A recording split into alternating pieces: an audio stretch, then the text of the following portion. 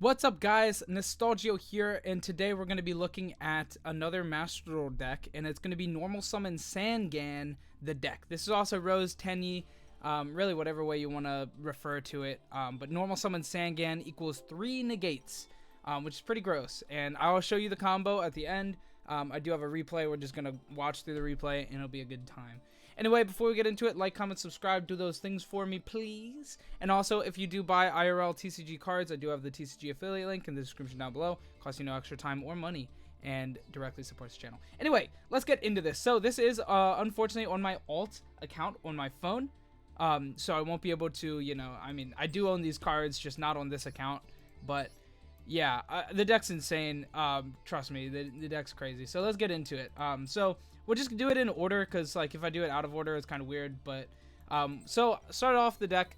Basically, what the deck does is Normal Summon Sangan, and then you like link into Almirage, get Arborea, and then that's Hulk. And then this deck is just how far can we get from one Hulk?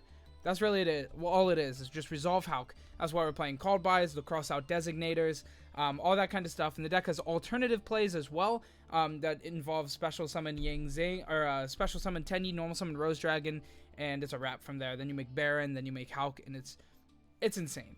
It's crazy. If you play the real Yu-Gi-Oh game, you guys know what this deck does. Take out Brave and put in cross out designator, and it's really the deck.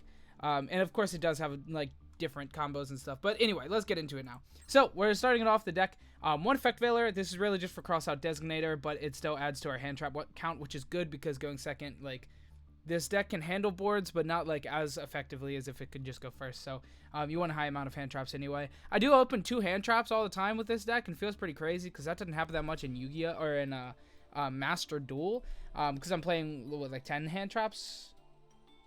Yeah, it's pretty crazy. I'm playing 9, but it's pretty good. Then we play 1 Qn. This guy's like kind of a brick, but you summon it off of your Danglong combo, and that's pretty crazy. It is still a tuner, a normal summonable tuner, so this plus any of the Tenyis is still a Hauki Falbrax, which makes it not that bad of a brick. Despot 01, this is 1 brick. This is another brick. This is the one that you special summon off of the Hulk to make Auroradon. This card's insane, but it is a brick, but you do have to play it. 3 Adhara.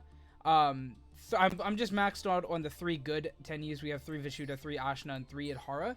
Adhara is just a tuner that is like Cyber Dragon-esque, where if you control no effect monsters, you can special it. So you just special summon Adhara, and then normal summon any monster in the deck, and you have a Hulk. So it's pretty crazy. Next we played 3 Maxi. This is just a hand trap is cracked. Everybody knows Maxi. It's insane. Olion, this is another brick off of the Auroradon. You tribute Auroradon and a token, special this out from the deck, and then do Danglong combos. This one really sucks to draw, actually. This one is the one that if you draw it, you can't still combo, because at least you can special summon 001 from Hauki Falbrax from hand. You can't do that with Olion with Auroradon's effect. So this one you just don't want to draw. We play 1 Jiaozu. This just has the biggest defense. And it's also a level 2 tuner, which does come up every now and again for Chaofeng, although usually I banish Chaofeng off of Pot of Prosperity, so we don't really have access to that a lot of the time. However, this is still like really cool card. And it's 2k defense, so when you special it, it has a pretty low chance of your opponent just normal summoning a guy, attacking over it to get rid of a negate before the battle phase, or before they play the game. So 2k defense is pretty good. Then we played 3 Sangan. This is like kind of the heart and soul of the deck. Is the best normal summon. You can just normal summon this. It's full combo. It's actually just ridiculous. And then most people only really draw 1 hand trap typically in Master Duel, because most people only play like 3 Ash, 3 Maxi. And we play the 2 called buys, the cross out designators. Ash can stop their Maxi. So yeah, it's pretty much just like Sangan. Resolve please. Resolve please. Okay, I win. That's how the deck goes a lot of the time. We played 3 Ash Blossom because it's just probably the best hand trap other than Maxi, because it stops Maxi. We played 1 Arborea. So if you don't know, so the Sangan errata says that you cannot use the effects of that monster for the rest of the turn. You cannot activate cards or the effects of cards with that name for the rest of the turn. That is the errata from Sangan. So normal summon Sangan, link it, and do Almirage. You would usually not be able to do anything with the monster that you search. However, when you search Crusadia Arborea, it's an inherent summon to special summon. to the field. You see no colon in that first line of text, in that first sentence. You can special summon this card from your hand in defense position to a zone a link monster points to. Almirage points down right diagonal, which means you can special summon this Arborea. Since it's not an effect, it's just an inherent summon. It's not activating an effect. Good to know. Next, we played 3 Red Rose Dragon. This card is insane. You normal summon, or you special out one of these 2 Tenyis. You normal summon Red Rose Dragon, sink into Baron. Then Red Rose Dragon special summons Rox Rose Dragon from your deck. And then that searches Basil Rose Shoot, which is really just a monster reborn. You activate that, special summon back the Red Rose Dragon. Then your board is Baron de Fleur on the field. You also have a Red Rose Dragon and a Rox Rose Dragon. And guess what? These 2 make Halki Fibrax. It's almost like that's what we designed the deck to do. But that play is insane because it really doesn't open for anything, any place where your opponent would interrupt it except for max C until you have an Omni Negate. So it's crazy. That play is crazy. It gives you an Omni Negate Hulk, which means that your Hulk is safe from 1 hand trap. It's crazy. It's crazy. It's crazy. It's crazy. Anyway, next we play the 3 Vishuda and 3 Ashina. These cards are just both level 7 free extenders. They're also really good. They have really good effects. Like, you can also just special the Vishuda, link 1 into the Monk, and then bounce something, which is really cool. Or you can even special summon a guy if you get, like, max C. Or, not really if you max seed, because you're not going to special anymore. But, yeah, regardless, like, these cards are just really powerful. And it's mostly for the Red Rose Dragon. But we don't have, like, Small World or anything yet. But Prosperity helps us dig a bit. But, yeah, that play is really good. Then we play 1 Nib. This is just for the cross-out designator. Not many people are playing Nib, but it does happen, so we're playing 1. Then I played 3 Pot of Prosperity. This is the best consistency card I could find for the deck. We don't draw anywhere in the combo, so Prosperity is really just like duality for the deck. I will say what I usually banish if I'm going first. Pot of Prosperity, I usually banish the Draco Berserker of the Tenyi. I don't like banishing this guy, but it's like more so a going second kill you card. So I'd rather lose this card when I'm building my board, because if my board goes through, I probably win, because it's 3 negates, follow up, and a lot of the time, like, I have a hand trap to back it. So usually it's 3 to 4 interruptions with follow up, which means I probably don't need to go into this the next turn, and it's not that bad. And then I also usually use Yazi, because this guy, honestly, it just almost never comes up. And now that I cut the Destrudo, this card actually just never comes up. So, like, maybe this might end up getting cut, but I do like it. Like, there's a couple times that it can come up. If you have a level 4, which just, like, doesn't happen. Actually, does that even happen with the deck? So I cut Suani, and I cut Destrudo. So Yazi actually just does never come up. So we can probably cut that card. But for the time being, I'm playing it. So we're gonna talk about it, how, like, what I'd said. But I'd banish the Yazi, the Draco Berserker, and probably Chaofeng. But sometimes I'll just banish one of the monks, because if I don't need it for the next turn, then whatever. And if I start the play with normal summon Sangan, then I'm definitely going to banish the monk, because I'm not even going to use one on the first turn, and that means I'll have one for the follow-up on the next turn, to where I don't really need, you know, both copies in the extra deck. So that's really what you banish, is like any combination of Yazi, Draco Berserker, Chaofeng, and monk, turn 1. And then going second, you're probably not going to access like Arclight, that you can banish that card. You might not do Danglong combos, but I probably would still keep it. If you're gonna not summon, or if you're not gonna normal summon Sangan, you can banish the Almirage, and probably just one of the monks as well. Most of the time, I feel like that's a pretty safe way to do it. And if you don't think you're gonna go into Auroradon combos, you can Auroradon, but I feel like I would rather just leave those open. So yeah, that's my Pot of Prosperity targets that I typically banish. Next, we played 2 Called by the Grave. This card's just really solid. Like breaking through hand traps. We're playing the max amount of cards like this. We're playing 2 Called by and 3 Crossout Designator. These cards really just like help us, like, you know, resolve Hulk. That's the deck. 1 Basil Rose Shoot. This is another brick, but it's like not a true brick, because you can still activate it. You just like don't get a free card off the Rox Rose. But Rox Rose can search Red Rose, so if you do hard draw this and you still access that line, you can just search a Red Rose Dragon for next turn for like a normal summon. It's not optimal, but like, whatever, you drew a brick, it's not the worst brick in the world to draw, unlike a lion. Then we play 1 Infinite Impermanence. This is really just for the cross out, but it is a really good hand trap regardless. And then the last card in the deck is 9 Pillars of the Yang Zing. This card's insane. You get to search it with Danglong, and then you special a guy to pop with it. For Danglong, just one of your negates. I keep saying 3 negates, but let me tell you what the 3 negates are. It's Arclight, it's Boral Savage, and it's 9 pillars. So it's not like the best in the world 3 negates, but it is 3 negates from one normal summon. Uber consistent. Next, into the extra deck, we played 1 Herald of Arclight. This guy's really insane. It also turns off droplets, sending monsters, which is a really big deal. So like having this on your end board makes droplets less effective against the deck, so it's just really strong. We play 1 Denglong. This guy's insane. Hopefully it comes off the list at Konami in real TCG. I'd love to see this card back. This card's insane. Then we play 1 Yazi. Like I said, this probably will get cut. I'm not entirely sure what I'd cut for it. There's not really like too much extra deck cards that we need. When we do get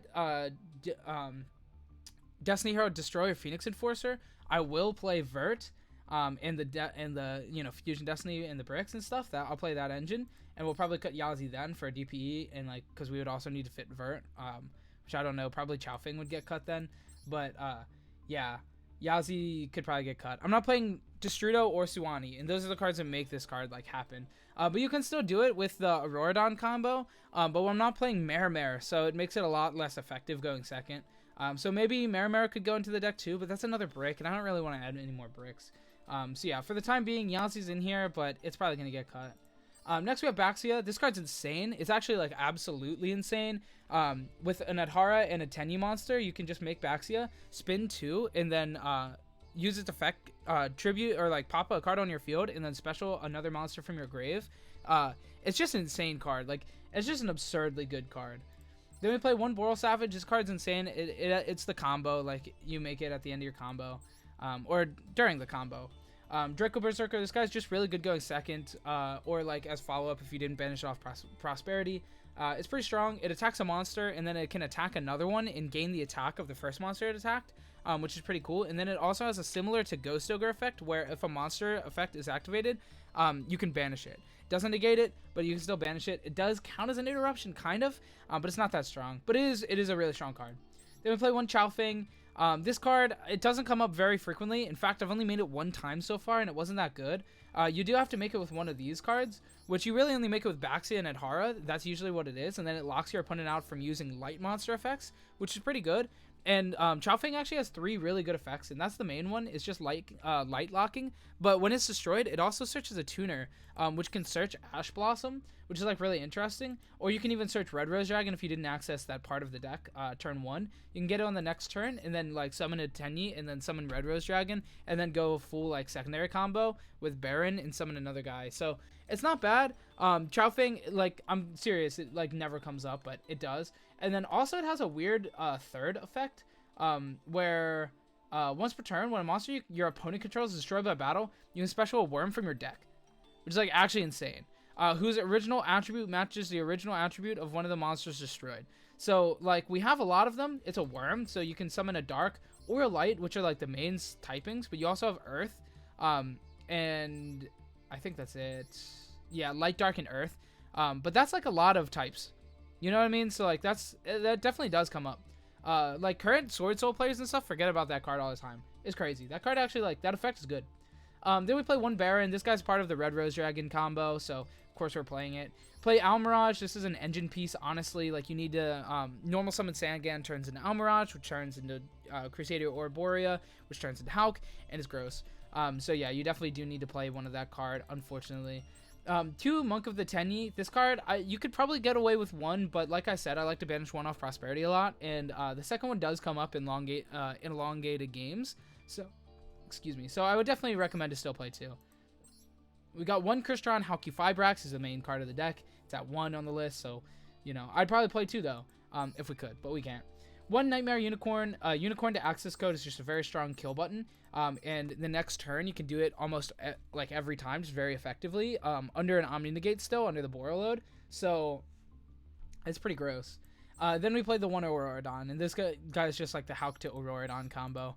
Pretty obviously. You know, it makes sense. Anyway, long-winded deck profile. I didn't think it was going to be that long, but I ended up talking for 15 minutes. But oh well, it's all good. Let's go to my friend list. Camp Laszlo. Hey, that's me. That's my alt account. We're gonna look at the replays. You like replays? Why'd I say it like that? Oh shoot! I gotta make that public. Is my phone still on? Okay, cool. We got it. Make public. It's all good. Hey, I'm fast. I'm with it. I'm with it. Replay. All right, against Vodius. All right, let's watch the Sangan combo. It's absolutely gross. It's actually insane. Normal summon Sangan equals 3 negates. It's the clickbait. It's gonna be great. Clickbait. It's great. Okay, so let's just analyze this hand real quick. I cut Destrudo for an effect Veiler. That's why Destrudo's here. I don't know if that's right. This card's really good. It helps you extend through stuff. It's a good card. But anyway, we're not even using it for the combo. I believe in this combo we only utilize Sangan. I'm pretty sure. I don't think we even had the Designator, but it's in here and just in case. And then we drew 9 pillars, which like we get for free along the way, so it's an unfortunate draw. Anyway, normal summon Sangan. Link that Sangan off. Link that bad boy off into an Almirage. And then Sangan's going to go ahead and trigger, searching us a Crusadia Arborea. This is going to inherent summon out to that zone, and then we're going to link summon into a Crystron Hauki Fibrax. Card's insane. Hauki Fibrax is going to summon Deskbot 001 from the deck, and we're going to link those into Auroradon. Auroradon is then going to trigger specialist summoning 3 tokens, which is pretty crazy. And then we get a Deskbot 01 back from the grave to the field. A little slow. Okay, link those into, or we're going to sync those into the Herald of Arclight right off rip. This way, if my opponent does actually happen to have Nibiru, we are safe. They would have had a Nibiru right there. And now we're just like safe from everything. They do, like, if they have Nib, they definitely do it there, like before this, but I just do this to be safe. This also protects like Imperm and anything else. It's just good. Auroradon is going to go ahead and trigger Tribute 2, special summon out the O-Lion, and then we're going to sync into a Danglong from the O-Lion and the token. Danglong is going to trigger as Chainlink 1 and O-Lion Chainlink 2. That way we're effectively chain blocking. Now, we didn't actually have to search anything. It doesn't really matter, but it's like a free monster, Chiwen. It just makes it so the follow-up is a little less strong. It's in hand instead of on field, but that is a little less like susceptible. Then we're going to Synchro Summon with the token and the Danglong into the Borreload and make the Borreload Chainlink 2, effectively chain blocking the Yang Zing from being ashed once again. Special summoning out, or equipping, and then special summoning out Chaozu. Then we're going to go ahead and set the 9 pillars, and we're going to set the cross-out Designator. So pretty crazy. You know, like I said, normal summon Sangan, we didn't use any of the last 4 cards in our hand, and we would have one more if we didn't draw this card that we literally searched for free during the combo. But hey, still pretty crazy. So we have 1 Omni Negate here once per turn, 3 times total once per turn Omni Negate. We also have the set 9 pillars, which is an Omni Negate, destroy this, and then special the Chiwen from the deck.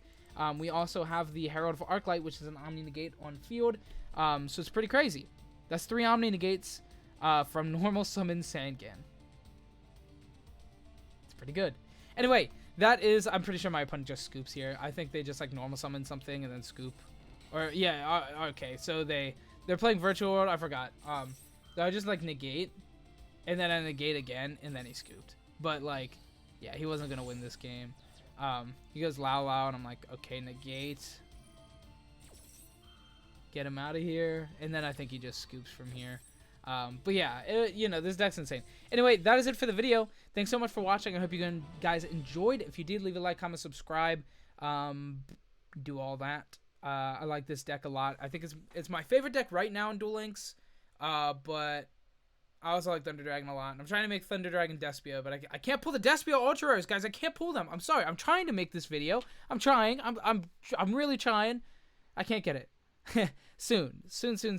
Anyway, that's it. Thanks so much for watching. Like, comment, subscribe, do all that stuff, and goodbye.